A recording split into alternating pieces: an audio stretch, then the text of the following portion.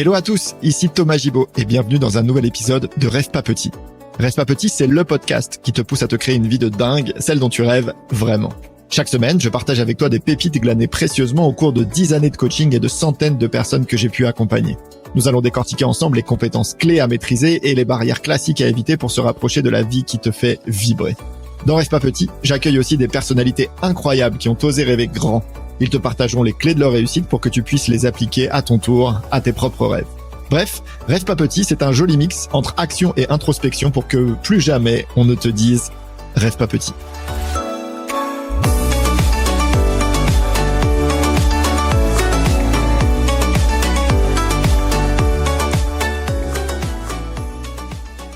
Petite annonce pour vous indiquer que vous le constaterez dans les premières minutes de l'épisode, la connexion de Sandy n'est pas excellente et donc le son n'est pas parfait. Je vous invite toutefois à vous accrocher puisque cela s'améliore au fur et à mesure de l'épisode pour devenir parfaitement audible après quelques instants. Désolé pour cette petite gêne et merci d'avance pour votre compréhension. Belle écoute!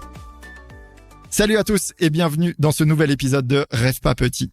Aujourd'hui, je suis ravi d'accueillir une personne qui a su réaliser un rêve qui me parle énormément, car il repose sur un format que j'adore, qui est le roman graphique. Mon invité d'aujourd'hui, c'est un être humain qui est pour moi l'incarnation de ce que prône l'ikigai. L'ikigai, vous savez, c'est cette méthode qui nous invite à trouver un projet qui est le mélange de ce qui nous passionne, de nos talents et de ce dont le monde a besoin. Et cet invité, c'est Sandy Hug. Salut Sandy et merci beaucoup d'avoir accepté mon invitation. Salut. Alors Sandy, je suis vraiment ravi de t'accueillir car tu as, comme je disais, tu as récemment sorti un roman graphique que tu as écrit et illustré et qui s'intitule Nouveau Récit. Puis je vous laisserai aller découvrir sur internet comment tu as orthographié Nouveau Récit. Et avec ce roman, tu nous plonges dans les aventures d'une jeune fille qui va découvrir toutes les initiatives autour de chez elle qui vont petit à petit l'inviter à questionner des aspects fondamentaux de son existence au point de se forger justement de nouveaux récits. Donc tu nous en diras plus durant ce podcast sur le fond de ton bouquin, mais aussi sur le processus qui t'a permis de le réaliser. Comme tu le sais, dans Rêve pas petit, nous on aime bien connaître ce qui se passe dans les coulisses des rêves de nos invités. Alors Sandy, encore merci pour ton invitation et je vous souhaite à tous une très belle écoute. Et pour commencer Sandy, j'aurais envie de te demander ce que tu aurais envie de nous partager pour mieux cerner qui tu es. Ok, alors merci beaucoup pour cette invitation. Qui je suis? C'est une question un peu compliquée, mais c'est vrai la réponse transparaît à travers le bouquin, clairement. Moi, je suis une porteuse de projet à l'origine, et puis j'ai accompagné beaucoup de porteurs de projets justement dans leur carrière pour développer leurs aspirations, et puis pour être sûr également qu'ils étaient alignés avec ce qu'ils développaient. Moi, je suis française. Donc, j'ai travaillé notamment chez Enactus France, dans une association qui développe les compétences des plus jeunes, donc lycéens, étudiants et même des professionnels en transition. Ces compétences-là étaient orientées sur le développement de projets à impact, donc un impact positif sur l'environnement et la société. Et ça, j'avoue que ça a été mon berceau pour la suite. Voilà, donc en fait, à l'origine, moi, j'ai fait un master en gestion de projet tout simple. Et puis, je suis tombée dans une promo qui était très tournée vers l'impact. Donc finalement, ça s'est fait de fil en aiguille. J'ai pas vraiment eu le déclic un jour, mais c'est en fréquentant ces personnes, en ayant mon premier stage dans ce milieu, que petit à petit, je me suis dit que c'était une évidence et puis que je voulais me tourner vers ce secteur. Ok, cool. Merci beaucoup pour cette entrée en matière. Et pour plonger dans ce qui nous amène, moi je serais curieux que tu nous en dises un peu plus de ce roman graphique qui est Nouveau Récit. Comment tu pourrais nous le présenter? Nouveau Récit, c'est un hasard, en fait. Donc moi je suis pas du tout une graphiste. J'ai pas fait d'études dans le dessin ni dans la littérature. Par contre, je suis passionnée par ça. Donc en fait, quand j'étais petite, vraiment, je vous jure, j'ai retrouvé des cartons de dessins, d'histoires que j'avais écrites, qui étaient sorties comme ça de mon imaginaire. Donc j'ai toujours fait ça. Et puis j'ai plus ou moins arrêté avec les études, avec aussi le monde professionnel qui m'a pris beaucoup de temps. Et puis un jour, j'ai voyagé en Inde. Et devant l'altérité, en fait, il y avait plein de formes que je connaissais pas, des parfums, des choses en fait que je voulais retranscrire.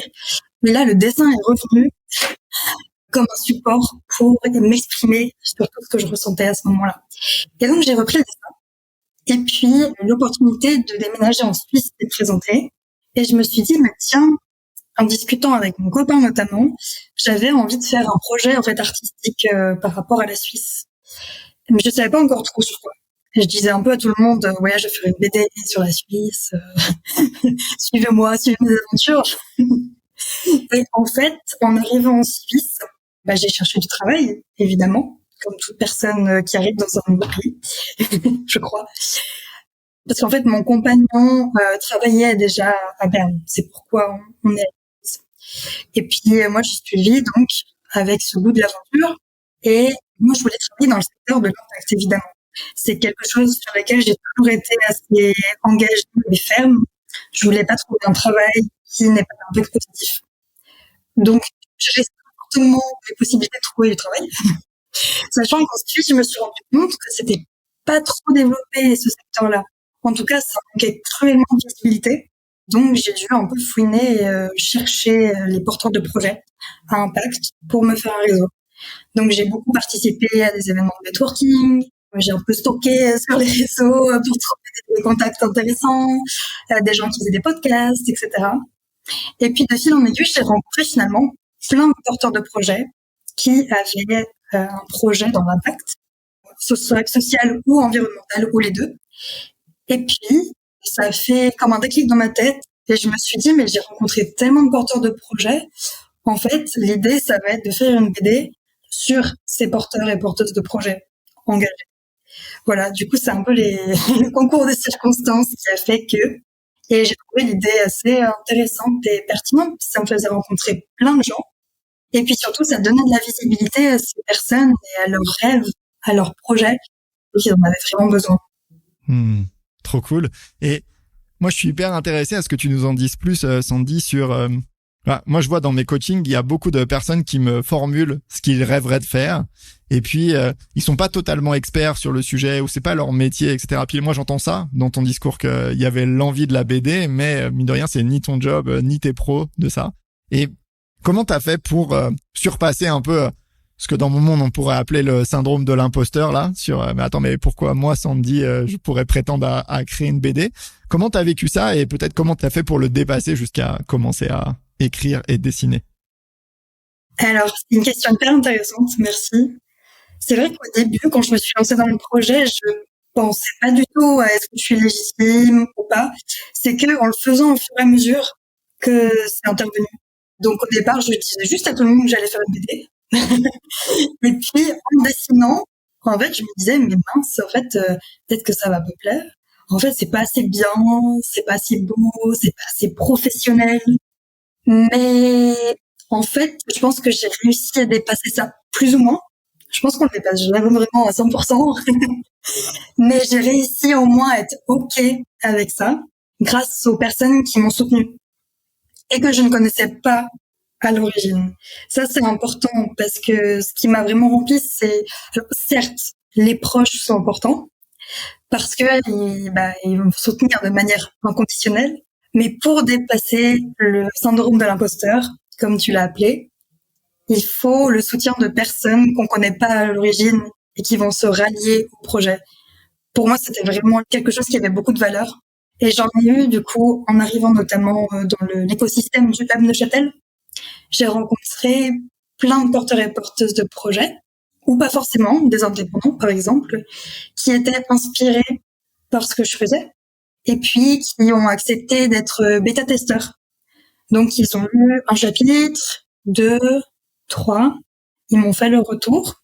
Donc, je reprenais le retour sur leur questionnaire, j'ai posé 2-3 questions, aussi pour m'améliorer. Et puis, ça m'a permis, premièrement, de me rassurer, en me disant, bon, ils me connaissent pas tant que ça, ils pourraient être en droit de me dire, c'est pas ouf, attention, c'est peut-être pas adapté à la parution.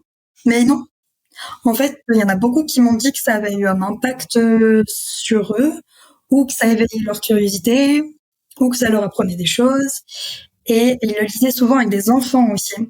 Et ça, c'est un autre truc, c'est que souvent la parole des enfants est très dénuée de gêne, donc très spontanée, et se rapproche peut-être d'une certaine vérité. Et les enfants appréciaient aussi, surtout au niveau des images, Ils comprenaient pas tout, ce qui est normal. Donc c'était plutôt des enfants de 7-10 ans, parce que pour la petite histoire, à l'origine, c'était ma cible. Et en fait, je me suis rendu compte que c'était pas forcément la meilleure cible. Ça a plus d'impact sur les 10-12 et sur les adultes. Voilà. Mais ouais, ils avaient des retours assez pertinents et puis au moins, j'avais l'impression qu'ils réagissaient. Et c'était peut-être le but finalement derrière tout ça. C'est pas de remporter une adhésion totale sur tous les chapitres et d'avoir des retours du genre c'est hyper pro, waouh. Mais plutôt ça m'a interpellé, ou ça je vais m'en souvenir, ou ça je me suis posé une question dessus, etc. Ok. Et merci Sandy. Et là pour moi il y a deux concepts que je trouve vraiment intéressants dans ce que tu partages.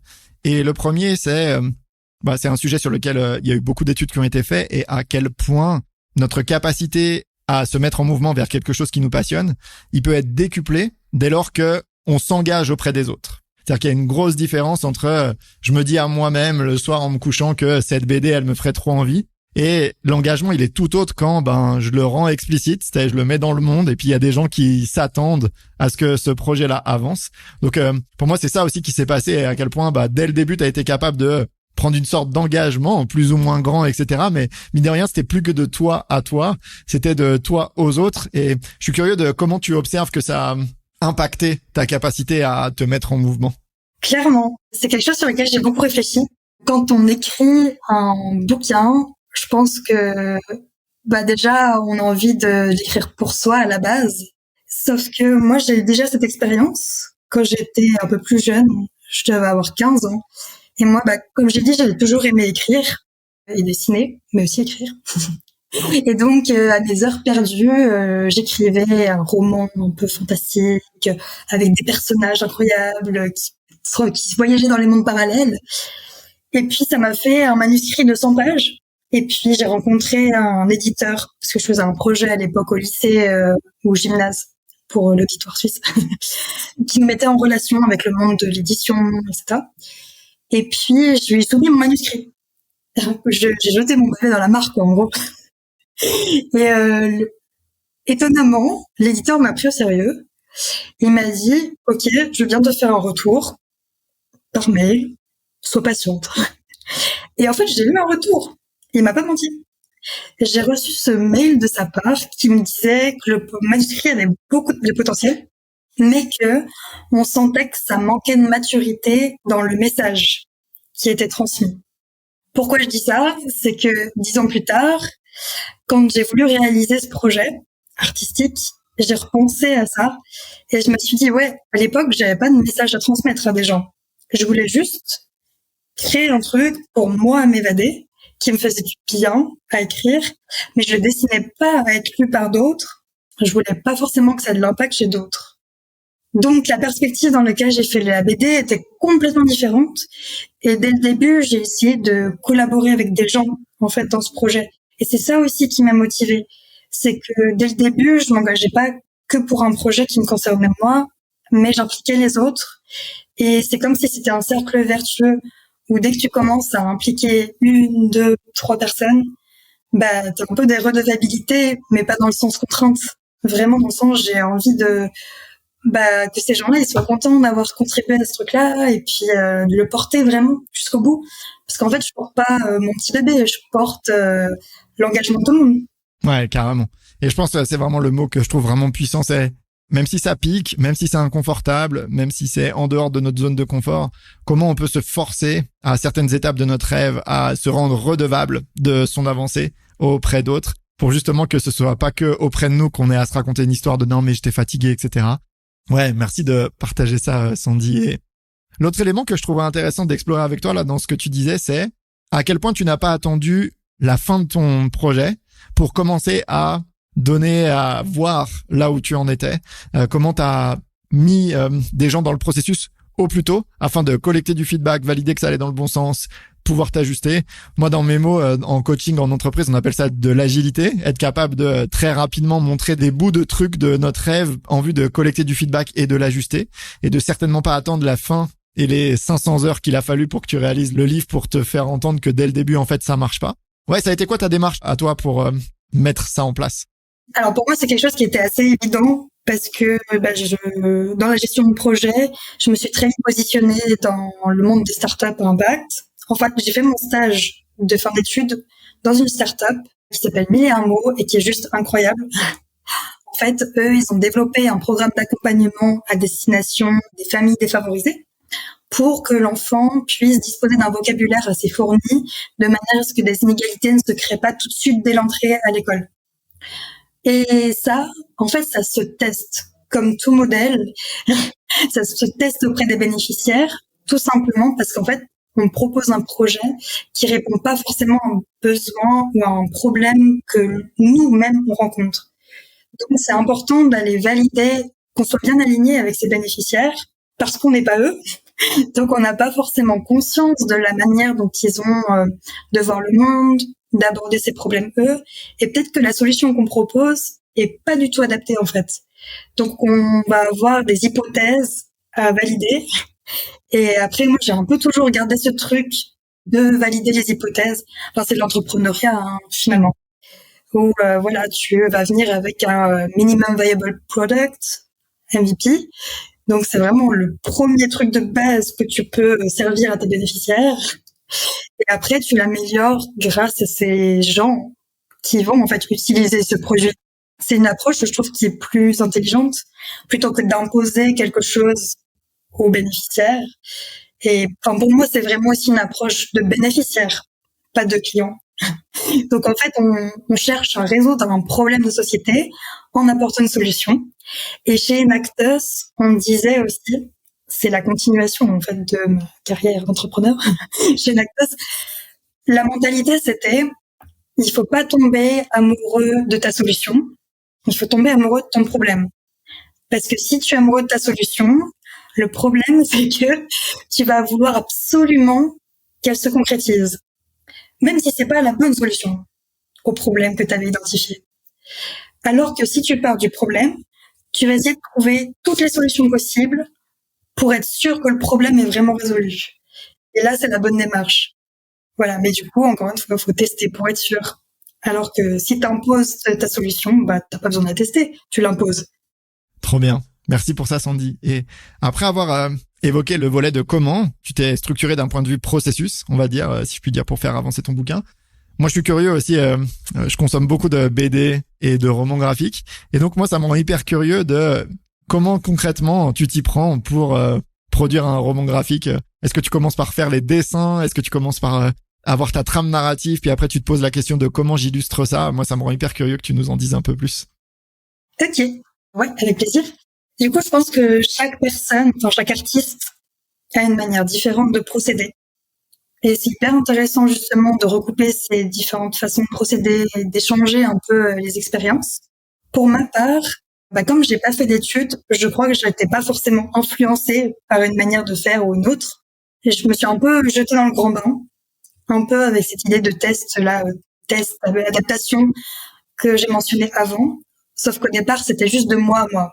Parce qu'il fallait que je trouve un style, déjà. Je me suis vraiment axée là-dessus déjà, sur quel style je veux, je commence par quoi.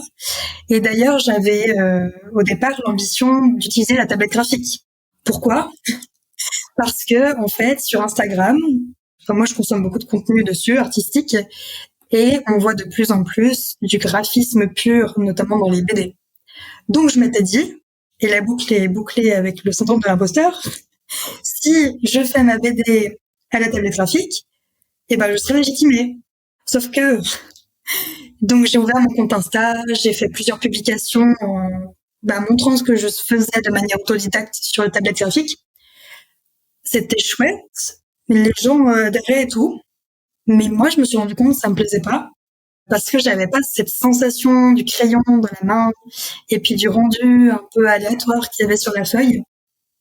Et donc, en fait, finalement, c'était en janvier 2025. Moi, j'ai commencé en novembre 2024 à peu près. Et en janvier, je me suis dit, non, c'est pas possible.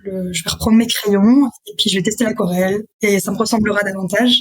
Même si ça pique un peu, pour reprendre tes termes, parce que c'est tout de suite plus risqué, parce que moins consensuel. Donc, du coup, il a fallu que je teste l'aquarelle parce que moi, je dessinais beaucoup en noir et blanc. Sauf que pour raconter un récit positif, du noir et blanc, c'est un peu émo. Je me suis dit que c'était pas la meilleure façon de faire. Donc j'ai testé l'aquarelle d'abord. Donc je me suis entraînée, j'ai fait plusieurs dessins et tout, pas forcément sur la BD d'abord. Donc j'ai testé mon style aussi en même temps. J'ai fait une première histoire comme ça, et puis un moment, juste c'est venu. J'ai fait quatre bulles, quatre carrés de BD.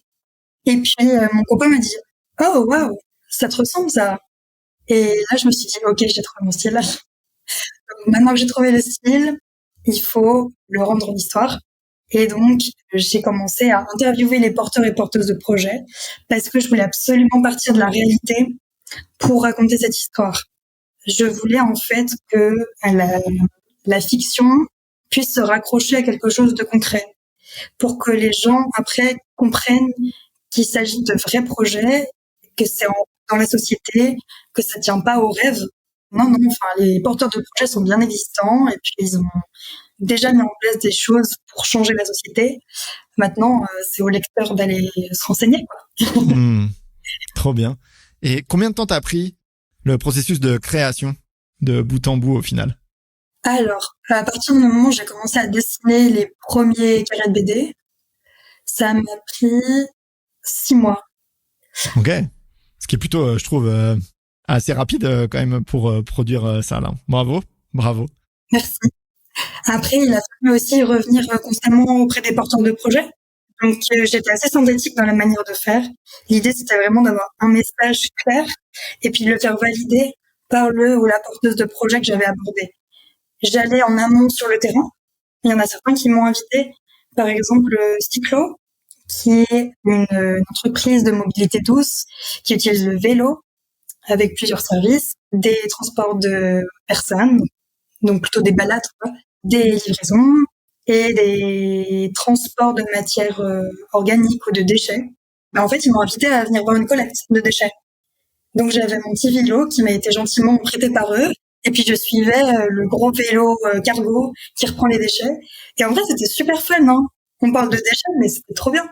Juste parce que je pouvais voir comment ça se passe. Et tant qu'on n'a pas vu sur le terrain, on peut pas dessiner ou en parler. Ça a un monde d'impact. Trop bien. Et moi, je suis aussi curieux que tu nous en dises un peu plus sur l'un des nerfs de la guerre, c'est l'édition. Quand on veut, puis on est tous les deux passés par là, donc je sais de quoi il s'agit.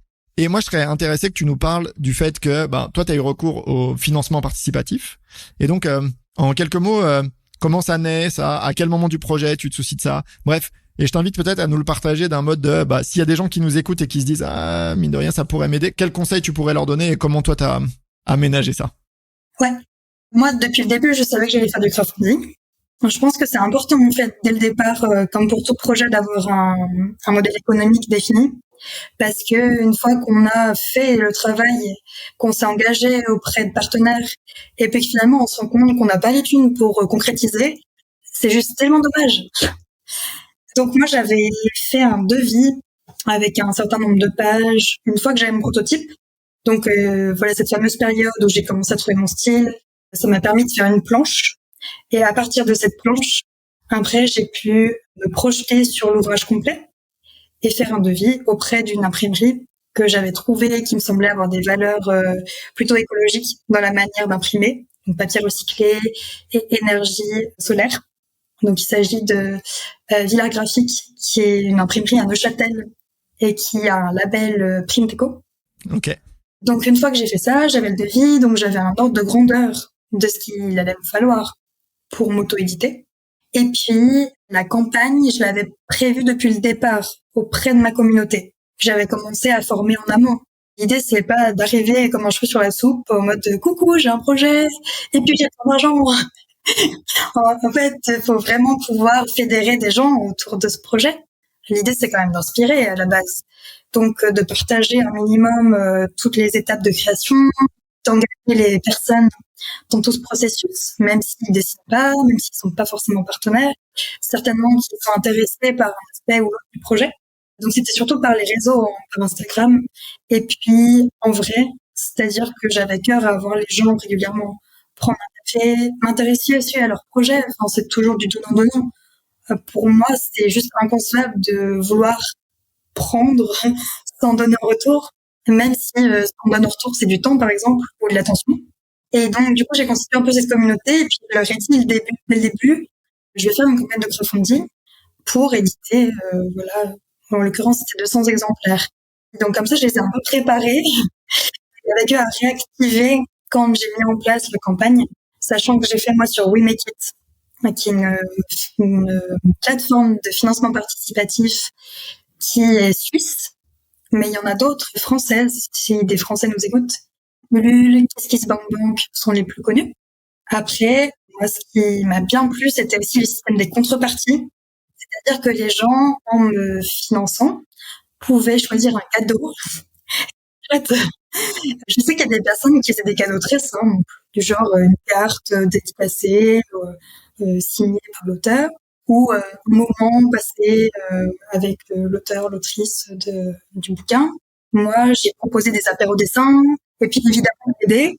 Et puis, j'ai même eu des membres de ma communauté qui sont incroyables, qui font des projets upcycling, en fait. Donc, Lorena, qui a un projet qui s'appelle Poc Poc, et Rosa Maria, qui a un projet qui s'appelle Histoire de couture. Les deux se sont fédérés, motivés à proposer, pour me soutenir, gratuitement, des articles de leur production. Donc, par exemple, des chouchous upcycling. Pour ceux qui savent pas ce que ça veut dire, upcycling, c'est créé à partir de matériaux déjà utilisés. Donc, des tissus, là, en l'occurrence. Et puis, voilà, il y avait des pochettes à livres, etc. Enfin, vraiment, elles ont été top. Et tout cet élan, moi, que j'ai beaucoup apprécié dans la campagne, même de voir des gens qui étaient juste inspirés par ce que je faisais.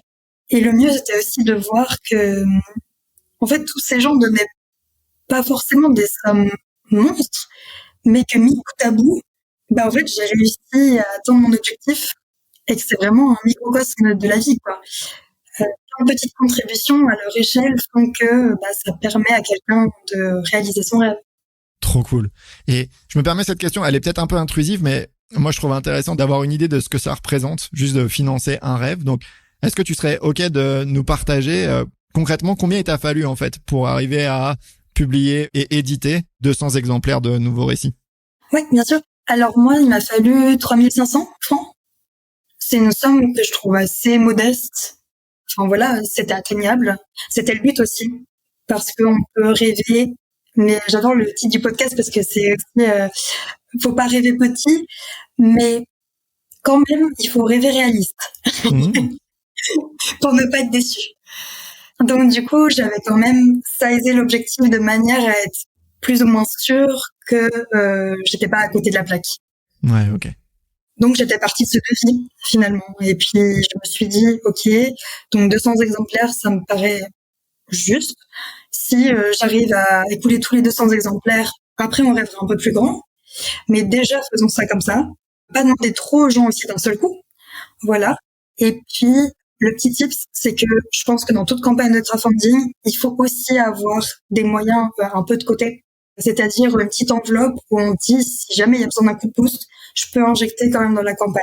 Et ça, c'est hyper important de se le dire parce que je pense que l'écueil, c'est de se dire que la campagne de crowdfunding, c'est la solution pour récupérer tout l'argent dont on a besoin parce que les gens sont là, quoi. Mais ça, c'est un autre extrême. Et il faut quand même prévoir un peu ses arrières. Les gens, ils sont là pour soutenir, mais pas pour tout faire. Trop bien. J'adore cette distinction, ouais. Merci beaucoup, Sandy. Et moi, ce que je trouve intéressant aussi dans tout ce que tu nous partages, c'est que tous nos rêves ont plusieurs dimensions et que pour sortir et publier et auto-éditer une bande dessinée, il ne suffit pas de bien écrire et de bien dessiner. Et c'est ça que je trouve hyper intéressant, à quel point, moi je vois dans les personnes que j'accompagne là, certaines personnes ont une vision un peu limitée que pour écrire un bouquin, il faut juste bien écrire, pour publier un podcast, il faut juste savoir poser des bonnes questions et par définition, nos rêves, c'est un peu des sorties de zone de confort quand même. Et donc, qui dit sortie de zone de confort, ça implique qu'ils vont avoir des impacts dans bien d'autres domaines que le sujet pour lequel on le fait. Le podcast, le livre, une course, une boîte, etc. Et donc, moi, je trouve intéressant, j'entends ça chez toi, Sandy, que dès le début, tu avais fait l'effort de conscientiser ou de clarifier tous les éléments qu'il allait falloir que tu prennes en compte, qui sont hors de juste l'exercice pur de juste créer un bouquin, créer une communauté, réfléchir au financement. Est-ce que moi j'ai de l'argent? Comment j'implique les gens? Quelle contrepartie je donne? C'est quoi les valeurs de l'imprimerie que je veux trouver, etc. Bref, autant d'éléments qui ne sont pas directement liés à la bande dessinée, mais qui sont partie indissociable de ton rêve. Oui, exactement. C'est hyper intéressant. Je pense que du coup, j'ai vraiment vu la BD comme un projet entrepreneurial, pour le coup. Et même en termes de communication, il faut porter après ce qu'on a créé, notamment quand c'est de l'auto-édition. Il n'y a pas de maison d'édition pour porter ce qu'on a fait. Donc ça ne tient qu'à nous et à notre motivation pour promouvoir le message, pour promouvoir l'œuvre en tant que telle. Moi, je l'ai toujours vu comme aussi un support pour un message que j'avais envie de véhiculer. Donc, en fait, ça peut prendre plein de formes maintenant. Et là, j'entends souvent la question, est-ce qu'il y a une suite à cette BD? Mais ce que j'ai envie de répondre, c'est que plutôt que de penser tout de suite à une suite, j'aimerais voir le projet en arborescence. C'est-à-dire comment maintenant je peux faire vivre la BD sous d'autres formes que juste la BD en tant que telle. Est-ce que je peux l'utiliser comme un outil pour faire des ateliers, puisque chaque chapitre est thématique, alimentation durable, mobilité douce, les émotions, etc. Et qu'on peut développer. Dans chaque chapitre, il y a aussi des petits défis ou des « le savais-tu ». Ça, c'est pareil, ça, c'est une interpellation. Après, on peut le développer davantage, en faire autre chose, peut-être dans les écoles, peut-être ailleurs, qui sait. Mais maintenant que ce truc est là, ce serait juste aussi bête de se dire « Ok, c'est bon, j'ai fait mes 200 ventes, c'est fini, voilà, point ».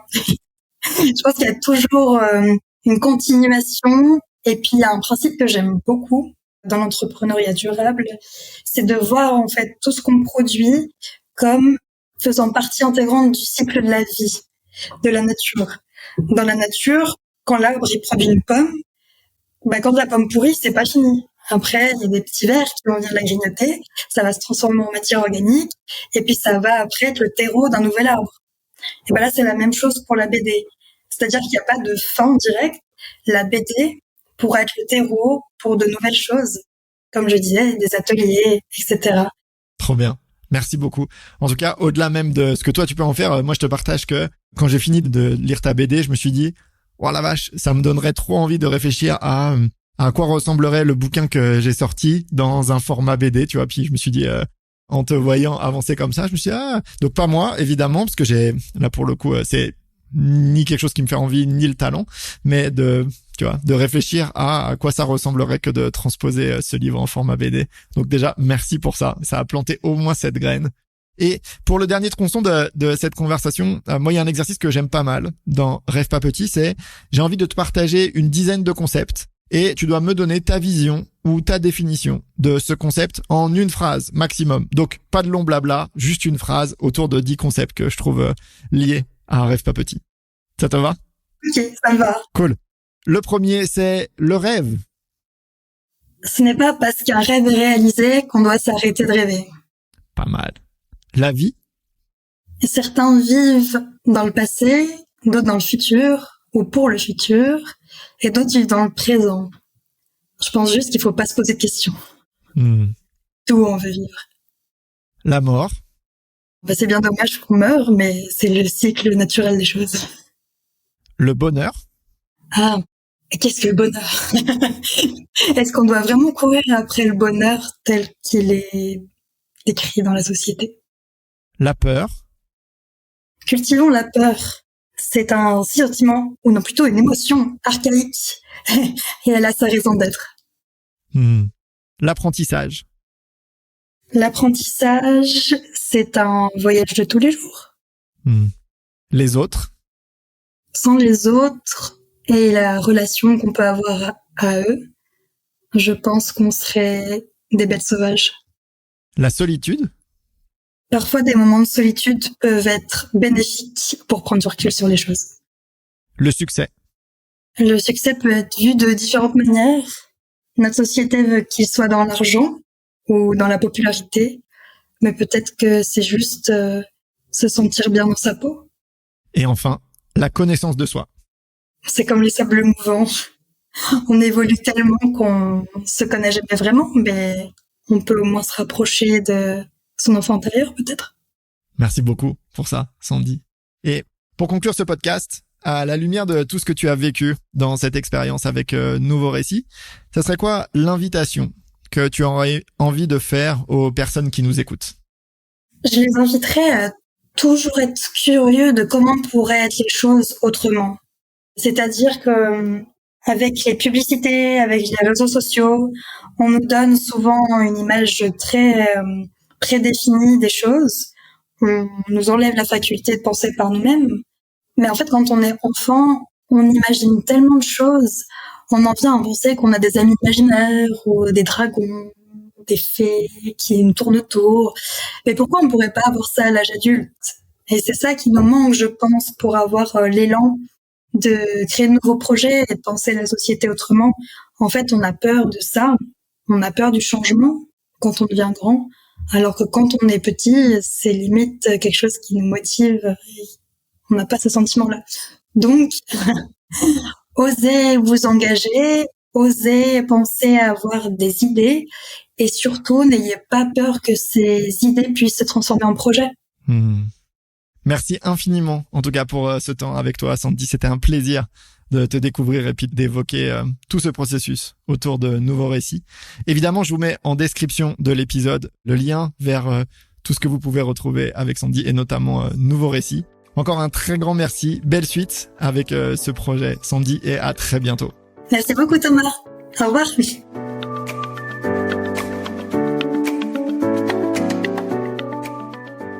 Et voilà, c'est fini pour aujourd'hui. Merci beaucoup d'avoir passé ce temps avec moi. J'espère sincèrement que cet épisode t'aura donné des clés ou de l'envie pour avancer vers la vie qui te fait rêver. Et avant de te laisser filer, je voulais juste te partager que je ne rêve pas petit avec ce podcast. Donc s'il t'a aidé, inspiré, j'adorerais que tu me laisses un petit mot ou 5 étoiles. Ça m'aiderait à faire de ce rêve un grand rêve. À très vite.